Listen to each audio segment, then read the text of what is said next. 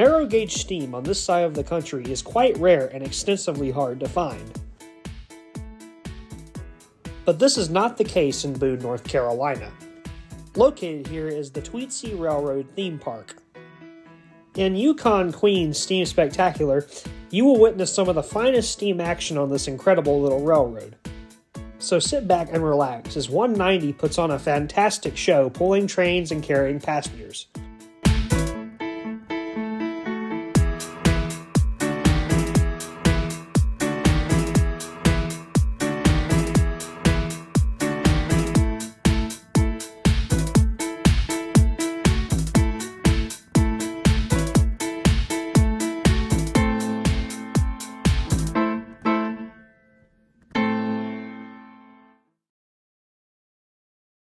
The date is August 23, 2025, and we are attending the Tweetsee Railroad's annual Heritage Weekend event.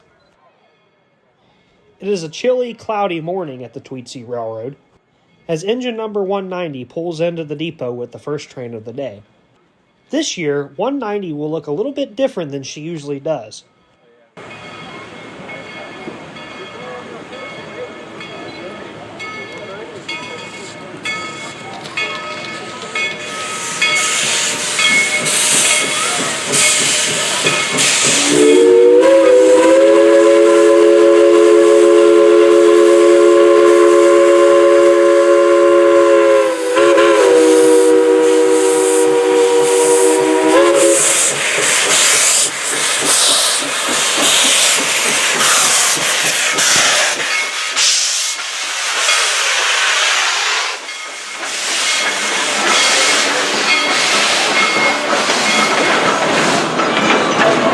Good morning, everyone, and welcome to Tweetsee Railroad. We want to thank y'all for joining us for Railroad Heritage Weekend, Tweetsee in the 1980s. Please wait for the cowboys and cowgirls to drop the chains before boarding the train car of your choice.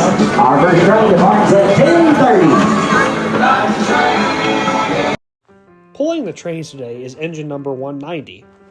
She was built by the Baldwin Locomotive Works in 1943 for the White Pass and Yukon Railroad as the member of the S-118 style class of locomotives. 190 would help aid the construction of the Alcan Military Highway during World War II along with all of her sisters. She would serve valiantly on the White Pass until her retirement sometime in the 1950s.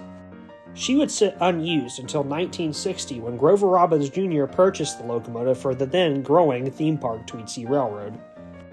She has ran at the park ever since her arrival. She would don some changes this particular day, such as her old number plate and some golden bands around the smokestack. The park also has a second steam locomotive, ET&WNC number 12, or East Tennessee and Western North Carolina Railroad number 12. Here is engineer Tim Smith giving an update on the locomotive's status, as well as some history of this engine. So to tell you a little bit about this engine, we're in the process of rebuilding the firebox and rebuilding the boiler. Last year we did an inspection, routine inspection, and found some spots we wanted to look at closer, and we found out that there were some thin spots in the firebox. The firebox has been in the engine since 1917. So for an engine that was designed to last 30 years, it's really come a long way. So what we got to do this year is we're going to take the entire firebox out and replace it, all new. There's 792 stay bolts. Each one of them has to be replaced. We're going to take the front flue sheet out. Then there's a steam pipe that runs from the top of the boiler to these cylinders. It's called the dry pipe. It's what transmits the steam. It's also 108 years old. We're changing it out of precaution. Many engines of this vintage have already had these things replaced on it. So also, while we got the engine apart, we're going to rebuild the entire running gear. We've got the drive wheels over there. They are finished. We just got done contouring them last week. Here in the floor, we have some of the parts we're working on. But anyway, the process, we're going to cut the front end out and take everything out through the front of the boiler. Then eventually it'll go back in the same way. Once we take the firebox out and start the back, it'll probably take about 4 to 5 months to install the firebox. And once we're done with it, once the boiler company is done with it, they'll turn it over to us. It'll take about 3 or 4 months for us to reassemble it. So a lot of the components you see are missing. We have in storage over there. The cab and the domes are separated. The valves and all the stuff's all over the place. Before y'all came in here, we had a bunch of parts in here. So we don't have the room to store everything in here like we used to. So, but anyways, once the engine's done, we'll hydro test it. We'll fire it up without the jacket. Once that's done, we'll start the reassembly process. Some of you are asking about the grid work, what looks like tic-tac-toe boards. That is how we analyze the boiler. We go back, we have pinpoint, we have a chart, we'll go through and write the thicknesses down. The firebox has a much more integral because there's so many failure points there, it could wear. So that's why it looks like it. Interior of the firebox looks the same way. It's got all those tic-tac-toe boards. But, got all the panels off, don't you? When the, what I was getting ready to say is this is actual boiler. If you're looking at 190, you see insulation and a steel jacket. We'll put that on it. It'll be back green once it's done. We don't know exactly when we're going to have this engine back. Just to tell you how long the process has taken, last October we went to Pennsylvania and hoping to find the drawings for number 12. We only found an outside boiler drawing. We was unable to find the interior firebox drawings. So we've had to have new drawings made. They started in January. And we are just now getting to the final stages. We actually had a company out of Chapel Hill come in and 3D scan the firebox. That way we could find the angles and the stay bolts, the radiuses and the corners, and that has just been done in the last 4 or 5 weeks. So it has sped up the process, and the actually the front flue sheet has gone to the fabricators to be cut out. So we're looking to start on this here in September, hopefully. So, but right now we don't have no date when we'll have it back, but we really hope to have it back in 2026. So. During our shop tour, we had the pleasure to see number 12 in pieces. Here are some very rare shots of the locomotive, as well as some of the parts scattered around the shop. Sorry. Y'all see enough of the train shop? All right, let's go back to where family is.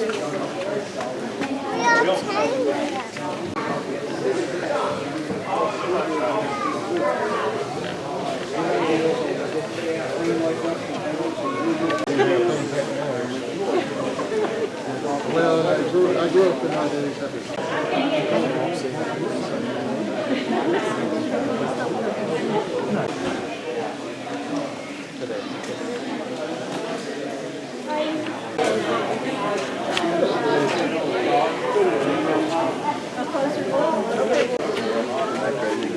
Yeah, but you're right. That wasn't singing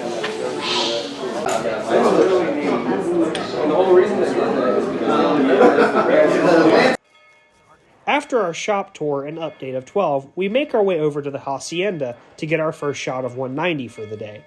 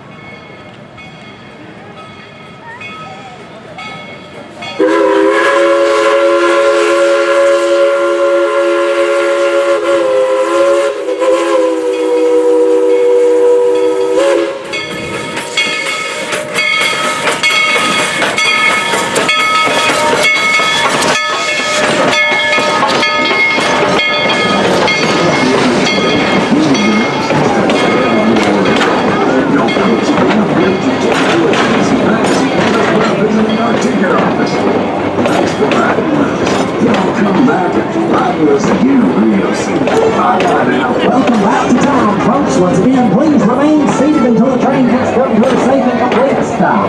And the train cars have finished rolling.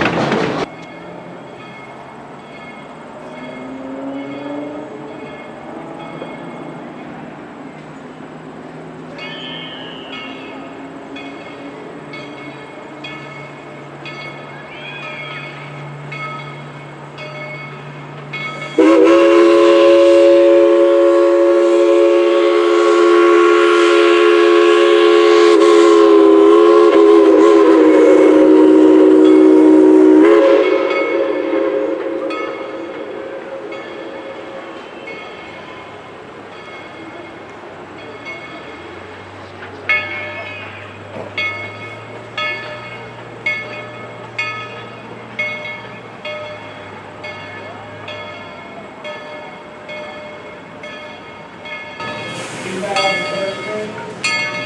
I keep these two together in 2017. This is sort of short lived because it's well above 50 railroad on the sticker with my life.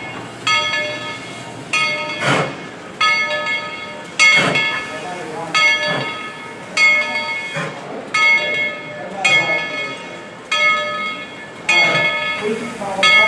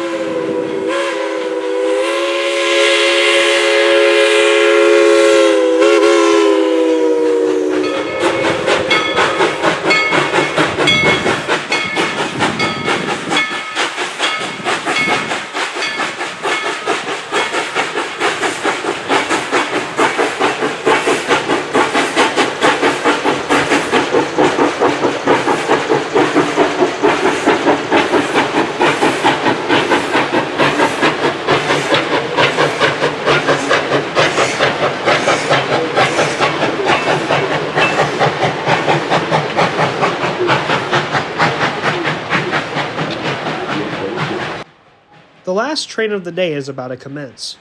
After this train comes back to the depot, a special photo charter event will occur.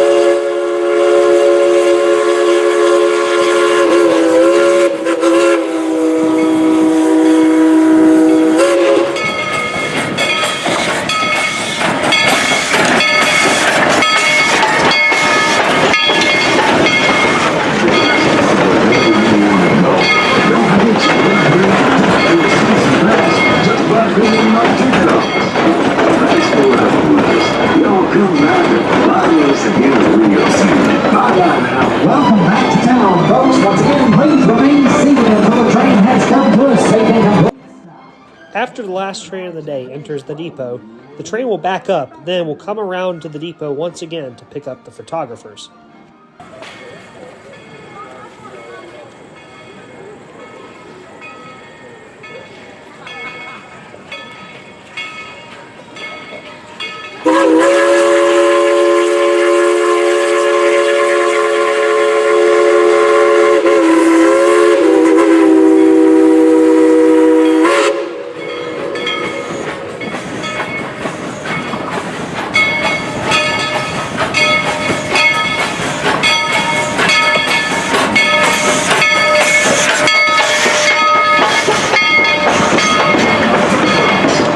Thanks for riding with us. Y'all come back and ride with us again real soon. Bye-bye now. Welcome back to town, folks. Once again, please remain seated until the train has come to a safe and complete stop. And the train cars have finished rolling backward.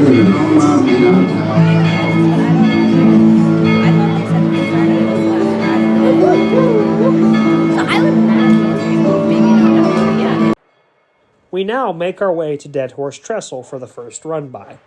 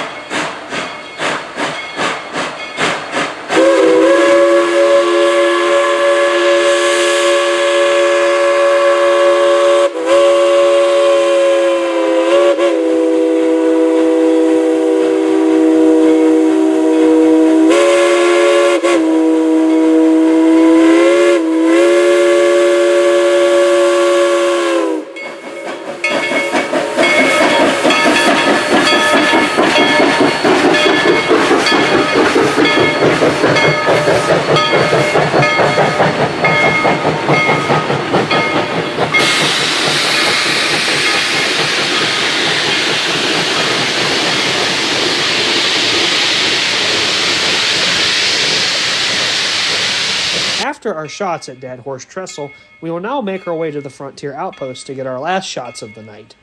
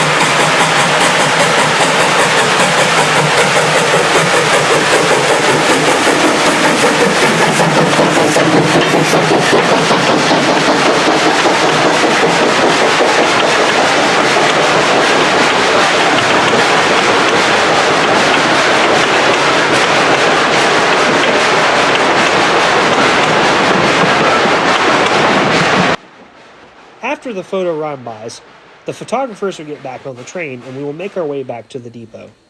This was an outstanding and spectacular event, and I definitely recommend you go check it out for sure in the future.